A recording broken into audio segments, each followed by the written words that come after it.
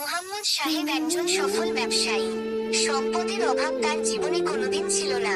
প্রতিদিন সকাল থেকে রাত পর্যন্ত সময় কাটতো ব্যবসার হিসাব নিকাশ, চুক্তি আর নানা ব্যস্ততায়।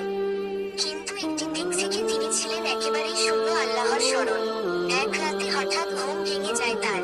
ঘড়ির কাঁটায় তখন ঠিক ৩টা। তিনি বিছানা ছেড়ে জানালার দিকে তাকান। আকাশ জুড়ে চাঁদের আলো নরম করে ঝিকমিক করছে, চারপাশ নিস্তব্ধ। ঠিক সেই মুহূর্তে পাশের বাড়ি থেকে ভেসে আসে এক বৃদ্ধ নারীর কণ্ঠ।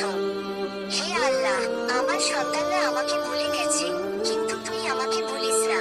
এই শব্দগুলি মুহাম্মদ সাহেবের হৃদয় ছুঁয়ে গেল।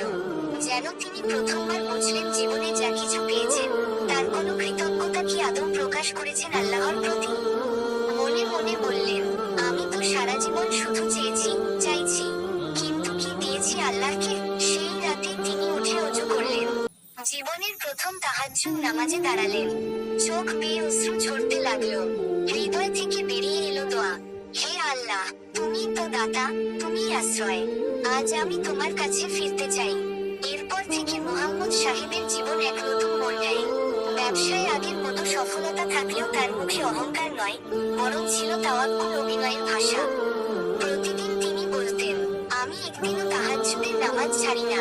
এই রাতই আমার রিজিকের চাবিকাঠি। উপদেশ, নীরব রাতেই আল্লাহর রহমতের দরজা খোলে। যখন সবাই ঘুমিয়ে পড়ে, তখন যে মানুষ সেজদায় ঝাঁপিয়ে পড়ে সেই তো আল্লাহর সবচেয়ে প্রিয় বান্দা।